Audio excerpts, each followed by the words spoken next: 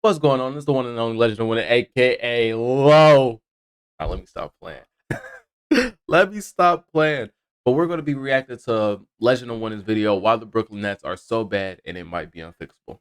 Let's jump into it. Yo, that basketball world is the one and only Legend of Winning, aka Low, and the Brooklyn Nets suck. Like, they are really, really, really bad, which is a shame because this is an organization that had expectations of winning a championship sooner than later, especially with not only the drama that has been going on over the past, 12 to 18 months, but just having Kevin Durant and Kyrie Irving on your team definitely had expectations that needed to be met. They And did. they They are did. so far removed from that reality right now that it's extremely concerning. So They let's are. talk about what's the biggest problem with this team. Now, I already know for a fact a lot of people are going to sit here and say, oh, it's Ben Simmons. He's the problem. Oh, he sucks. He's not.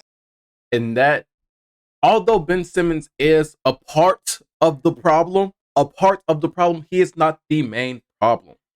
I don't know how many people actually thought Ben Simmons was going to come in to the into the Brooklyn Nets and make that big of an impact offensive wise. I don't know if people thought he was going to come in and just all of a sudden blossom back into a 2010 and whatever player. I don't think if you did think that, then I'm not too sure that you know basketball.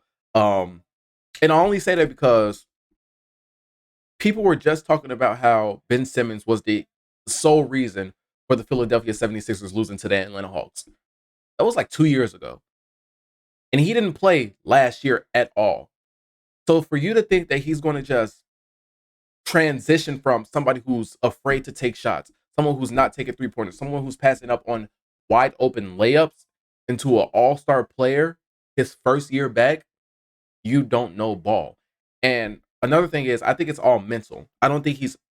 This is just my outtake on it from looking outside, looking in. I don't think he's there 100% mentally.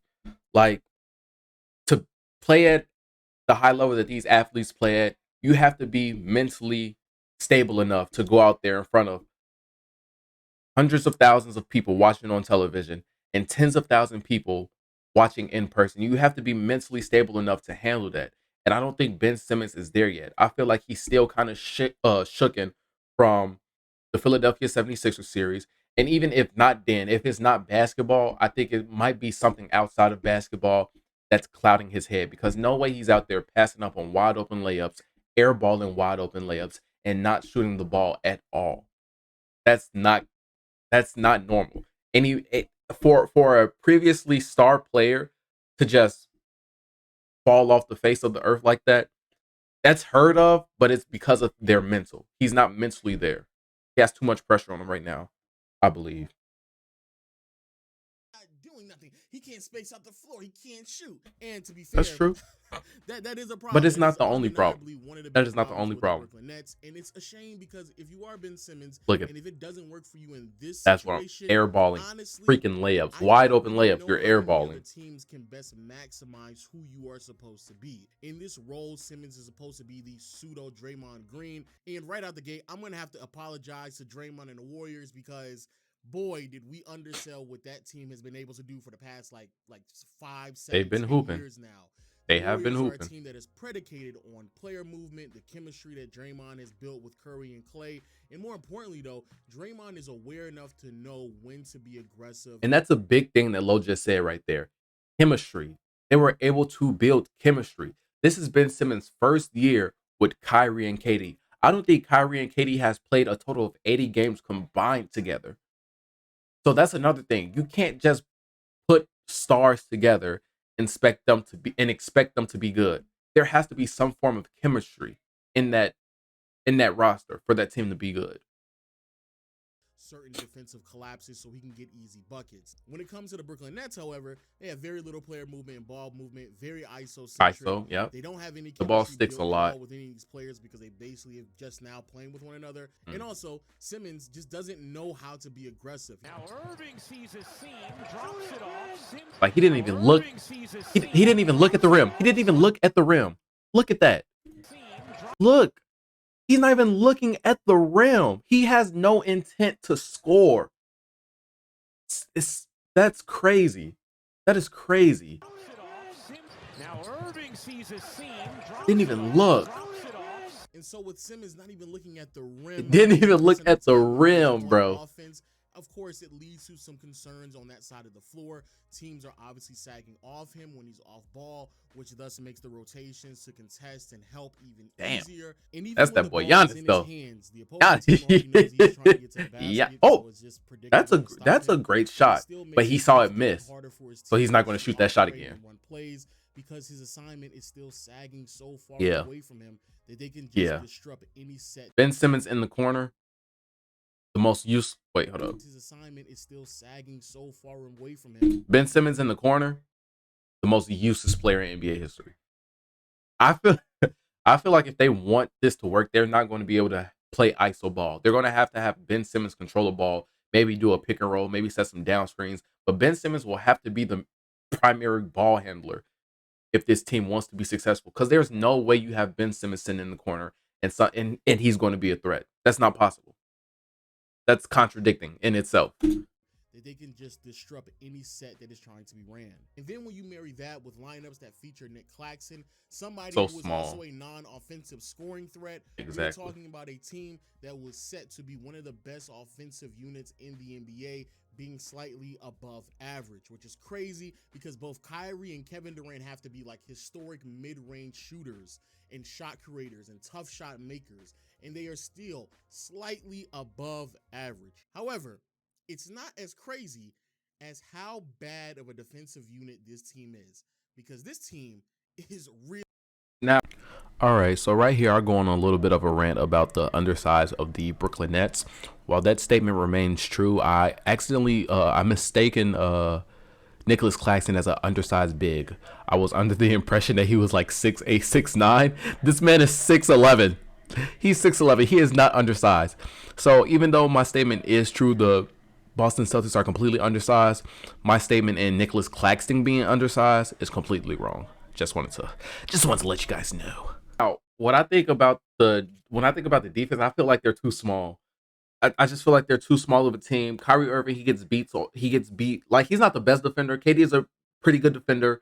And then you have Nick Claxton. He's an alright defender, but he's undersized. And then Ben Simmons, he's Ben Simmons on defense. So he's pretty good on defense. But I just feel like they're too small, especially when they run that lineup with Nicholas Claxton playing the 5. That's never going to work because you have teams like even my Bulls, Nikola Vucevic, he's nowhere near a dominant center. But him on the court with Nicholas Claxton running the 5, he looks like a top 5 center in the NBA. They are too small. Small ball, I feel like we're kind of getting away from small ball because a lot more bigs are becoming more dominant. You can see that with Jokic. Karl-Anthony Towns, he can space the floor and knock down the 3 now. You have athletic bigs like even the use of Nurkic, he's just solid. Steven Adams, he said in his interview the other day after he got like 19 rebounds in 13 minutes. He said, "I'm a big bastard. Those little guys, they're not going to be able to get rebounds over me." And that's facts. I feel like the NBA is shifting away from that small ball era from like the early 2000s to late 2010s, and they're trying to become more um center centric or center dominant. Not even center dominant, but just have that big man on the court that can grab rebounds and lock down the paint. Really, really, really bad defensively. In the 7 games in which Nash was coaching this year, the Brooklyn Nets were really bad in practically every defensive statistical category. They had the second worst defensive rating at 119.1. This resulted in the opposition putting up 120 points on a night-to-night basis, which is ridiculous for one of these slower-paced teams in the league. Also, the Nets are terrible at rebounding, which resulted in second chance opportunities for the opponent, but for a clear indication of a poorly disciplined defensive unit, bro, the Nets were giving nearly 27 trips to the free throw line to the opposition while That's also terrible. allowing them to shoot 41% from deep. My goodness. Here's what makes My it worse. goodness. It's not as if like this is a team that has had like 2 to 3 egregiously bad defensive outings that could be teetering the scale in such a small sample size. No, we're talking about a team that has allowed their opponents Every to game. have career nights against them. The Pelicans grabbed 21 offensive rebounds. Siakam had See? arguably the greatest offensive game in his career with a 37-point triple-double on great efficiency. John Bain combined for 76 points.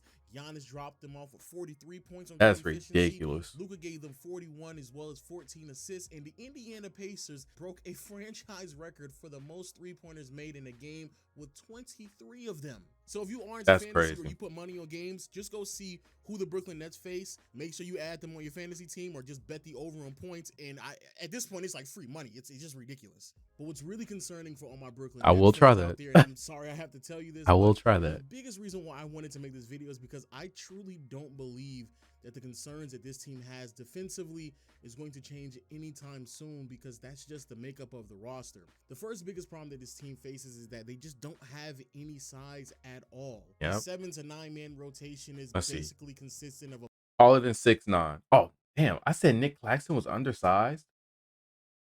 Do I not know ball? Nick Claxton is 6'11". What? Hey, I don't know ball. I swore Nick Claxton was undersized, but hey. But taller than 6'9", Ben Simmons, KD, Nick Claxton, 6'5" to 6'8". They only have one player in Joe Harris, and then 6'4" and under is the rest of their roster. The rest of their active roster, people who actually get into the game and play. But actually, not even, because Seth Curry don't play. Where's Oh, never mind. But Nick Claxton is 6'11". He's the tallest player on the team. 6'6" and shorter, and 3 other players in KD, Simmons, and Claxton who are taller than 6'6". This means from a perimeter-oriented standpoint, bigger ball handlers such as LeBron and Jason Tatum are going to have a field day, which is something that we saw with the guards, Siakam, Giannis, and Luka. Luka was bulldozing their way into the basket was fairly routine. And then look, in the there's post, no generating inside great offense for themselves and others. And even if they couldn't pull off good positioning or just muscling their way to the rim, the Nets would just normally bail them out by fouling. And then look, there's no inside presence. Overwhelming. Now, there's no inside yourself, presence. well, why isn't Ben Simmons just defending these players? And originally, in a lot of these defensive sets, he is. But they switch. Yeah, they switch. And I don't know why they switch. I don't know why you don't have the defenders to be able to switch on virtually everything. Along with being undersized, you cannot switch every single assignment. You have to fight through those screens. Because of this, they are extremely vulnerable to. Look, that wasn't even a hard screen. Like Luka, which is the reason why he was able to. And now he dogging Patty Mills. Look at poor Patty Mills. Poor Patty Mills. That wasn't even a hard. Look, it wasn't even a hard screen. Reason why he was able to go for Let me go back one more. Let me go back one more. No sense at all. Because of this, they are extremely vulnerable. That was the softest. That was Tim Hardaway Jr. setting that screen. What? And took 10 trips to the charity stripe. And what made it even more frustrating watching some of these games, and I'm not even a Brooklyn Nets fan, is that how easy they were willing to switch on some of these weak ass screens. Bro, these are not good screens being set. Bro, if I was Patty Mills in this game, I would have been. Bro, he was going through it. The buzzer rang. There is no way he was going through it. For a switch, so Patty Mills can defend Luka Doncic. Like, what in the fuck are we doing? Bro, he was going through it that game. Their defensive scheme, like that's what they're scheming to do, which is crazy if that's the case. Because FYI, Steve Nash, you don't have the personnel to do that. Which then brings us to the lack of size inside, because again, the only quote-unquote big men on this team is KD, Ben Simmons, and Claxton. All 3 of these players are far removed from like post defenders or somebody who knows how to actively contest at the rim consistently. The numbers back this up as well, especially with Kevin Durant. I mean, he is one of the worst rim protectors in the NBA right People now. are shouldn't say. But more importantly, when you pull off a switch defense, you now have Simmons, Claxton, and Durant on the perimeter when they should be either in the corner ready to help or in the lane itself, because you don't really have any other interior presence. And now what happens is you have guards in the paint who switched on a big. And so even if you have a team like the Indiana Pacers with Tyrese Halliburton, who buy as much stock of Tyrese is hooping, because he's going to have a great year this year. Tyrese is hooping his ass off this year. Someone like him who isn't as big and stouty as a Giannis or a Luka, if he can't get by the initial defender, he can just dump the ball out to his big because the switch occurred. And now Kyrie's on, Joe Harris, or whoever the small guard is trying to defend the post player. And it's just wraps. So when you switch that much, you're either going to give a lot on the perimeter or you're going to give up a lot inside. But regardless, it's just easy offense for the opposing team, regardless of how they want to score. Which then brings me to my second concern. All right, I'm not going to watch this whole video. It's only like 4 minutes left, but if you want to, go check out Legend of Winning, aka Low. I'm pretty sure you guys already know who he is, but I don't want to watch his whole video. He has some really good points. One thing, I don't know if he brings it up later, but another thing, because Steve Nash has just gotten fired. I believe they plan on hiring head coach Ime Udoka to the Brooklyn Nets. But I just feel like personalities play a big role as well in the Brooklyn Nets. They have a lot of personalities on that team, and I don't think Steve Nash was able to control all of those personalities. I feel like to be a head coach, you not only need to know ball, but you have to have a certain type of control over the players. And not control is like telling them what to do, but able to kind of have them know their role and play their role to that to your standard. It's one thing to be good at basketball because Steve Nash, he was a great player, one of my favorite point guards ever. He's damn near the reason him and Dwayne Wade are the reason I started watching basketball. So it's one thing to be a good player, but it's another thing to be a good coach. Like you can't just know basketball because a lot of like Low, he knows ball, but do I feel like he would be a good coach? Hell no. Me, I don't know as much basketball, but I know enough basketball. Do I think I would be a good coach? Hell no. So it's like you need to have more than just the knowledge of basketball to be a good coach. But hey, I don't know. I'm just a guy reacting to a YouTube video. I'll see you guys in the next video. Like, comment, subscribe. Peace out.